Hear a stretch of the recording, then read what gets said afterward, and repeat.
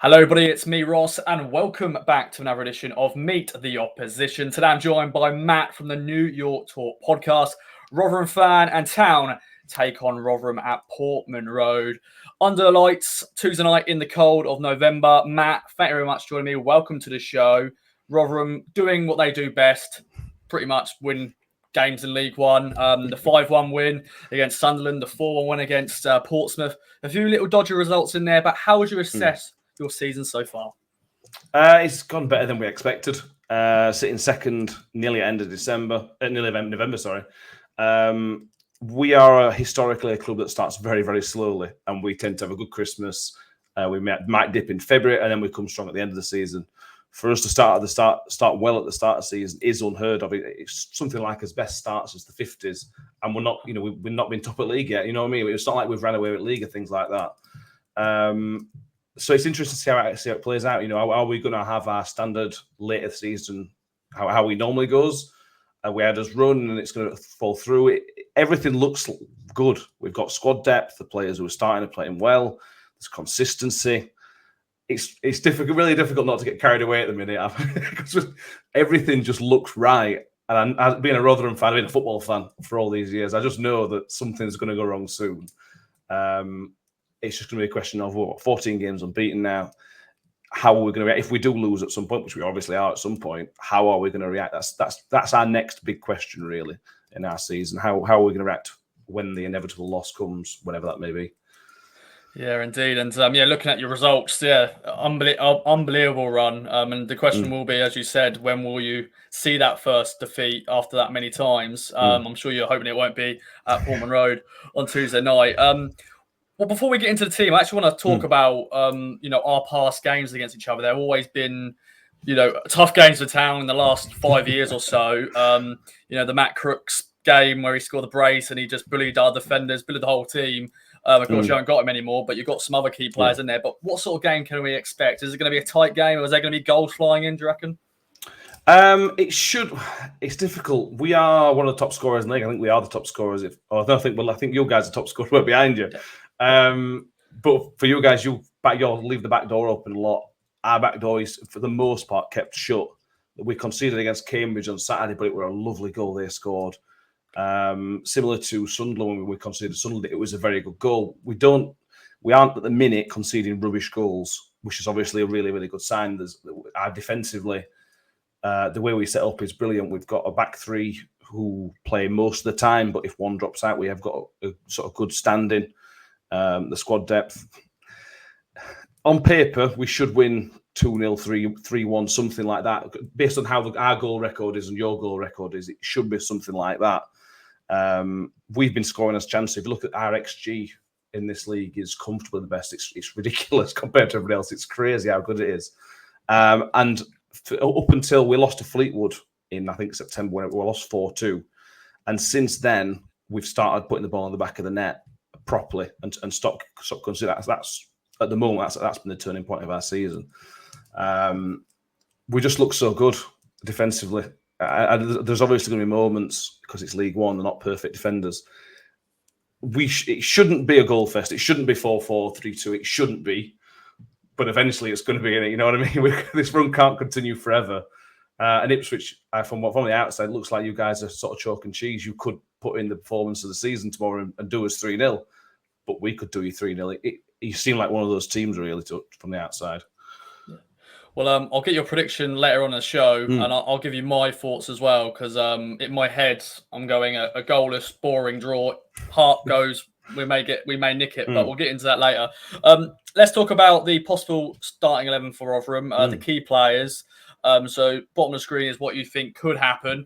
Standout players for me, Michael Smith is the man. Of course, he missed last week or the last game. Of course, of suspension, but he's going to be the big threat up top, your goal scorer. I know Bars Laser, I think that's how you say it, probably not. He's another key player for you, I'm sure. But who are the players we should look out for and who will be a big threat on Tuesday? Smith is the obvious in terms of a striker. He's 6'4", something like that, and he uses every inch of his 6'4". He's always been a hard worker. He came in from Bury's reserves in 2017, 2018, whatever it were. And he was okay, but it was a standard target man. There was nothing much special about him. But fair play to him now. He is an all-round striker. His first touch is amazing. He can score headers. He'll score with his feet. He can bring other players into the game. It's really, really hard to keep quiet. Really, really hard to keep quiet. He's in the form of his life. I think 14 goals so far this season. Having had 3 weeks rest. He's not played for whatever it is because of international break as well. He is going to be rested and raring to go. He is somebody who doesn't miss games. Saturday just gone was the first time he wasn't in the matchday squad since he signed for us in 2018, whatever it was. So he's that type of player that likes to play. So he will be absolutely raring to go. He will probably be partnered by Freddie Ladapo, who has got 5 in 5. Freddie is one of those players that is a natural goal scorer. He will put the ball in the back of the net, but you've got to question his work rate at times. But in the last 6-7 games, he steps it up. And Freddie Ladapo with work rate is a frightening opposition because he's going to score goals. Actually, that's what he does. If he can help the rest of the team as well, which he did on Saturday against Cambridge in particular, that's from an outsider, from an opposition point of view, that should scare the defenders because he does everything. He does the striking bit normally anyway, so the extra work rate has stepped up. Dan Barley, as he mentioned, if there's a better passer of the ball in this division, I am yet to see him. He can ping a ball 30, 40 yards and it looks stunning. There was a point on Saturday against Cambridge where he pinged a ball 40 yards and everybody just acted as if it were normal because we're just so used to him doing it. But if anybody else, it'd be like the stunning pass. If you can keep him quiet, then you'll be on the way to a good point. But then that'll leave Ben Wiles free, who's 5 goals this season, young kid through academy. He's destined for bigger and better things. We spoke to our club captain on one of our podcasts earlier in the season, and he's convinced that Ben Wiles will go to the top. He's a Premier League player in waiting. And I can't finish without mentioning Chio Ogbene, who will probably be a right wing back. He's just come back from international duties. He's now a Republic of Ireland international. He scored more times for Ireland than he has for us, annoyingly. But his pace is frightening. But he's not an out-and-out winger. You get a lot in League 1 and League 2 levels. You'll get these guys who are just fast and they don't, they just run. Chio's not like that at all. He can take on a man quite comfortably. He's happy to come inside. He's happy to drop back into midfield. There's a lot of versatile players in there. A lot of versatile players, and that's just a starting 11. There's Ollie Rathbone, who won't be playing, who probably would play, who is an energizer bunny. Jamie Lindsay's coming in for him, who's just a Scottish version of him, really. It's a similar type of thing. Just a bit more angry, obviously, being Scottish. It's a crazy strength in depth. The best strength in depth I've ever seen this team have, and we've had some good promotions in the past few years. It's looking really good.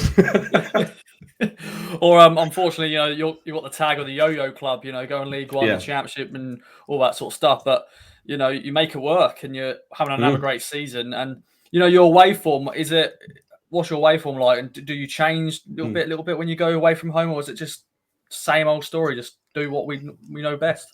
For the most part, it's the same old story. I think we've got at the minute the 3rd best away record. Last time in League One, we had the best away record in the division, and I think that's because we don't really change. When you're a home team, you expect the opposition team to tinker a little bit. The only thing we might do is on Saturday we played Kieran Sadley in the centre midfield, who is quite an attacking player.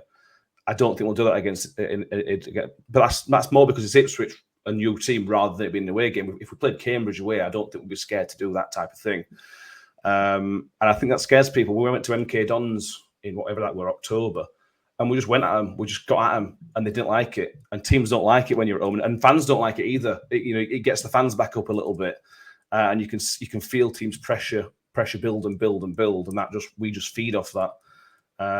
We're a very high pressing team if you allow us to, and that's why against MK Dons and Sunderland and Portsmouth to an extent, that's why we were so good against them, because they thought that the League One teams trying to play out from back, and they can't because the League One teams, and we just exploit that.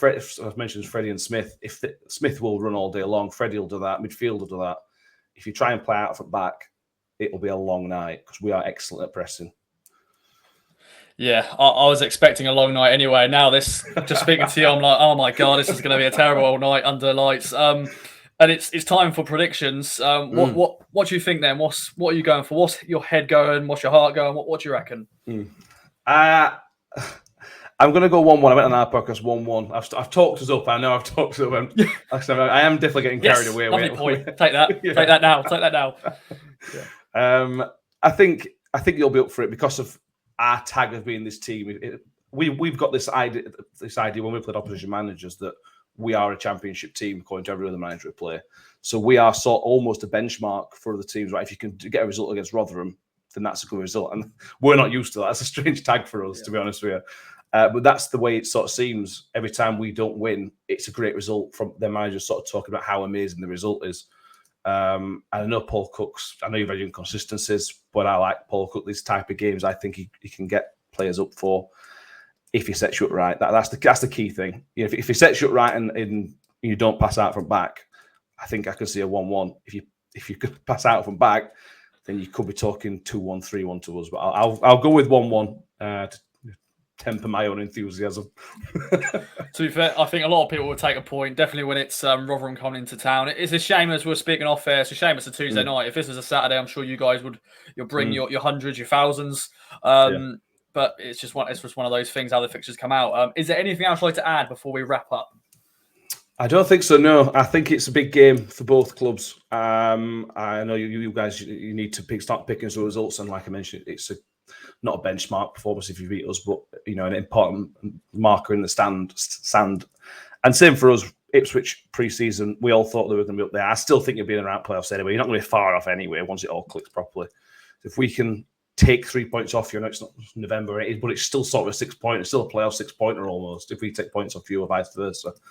I'm looking forward to it. I think it's going to be a decent game. I am looking forward to it. Yes, indeed. And it could be a long night, or it could be one of those nights, but we'll see. Matt, thank you very much for joining me. Thanks to everybody who has watched the video today. Let us know in the comments down below your thoughts, your predictions for this big clash at Portman Road on Tuesday night under the lights. Let's see how we get on. Bye-bye for now.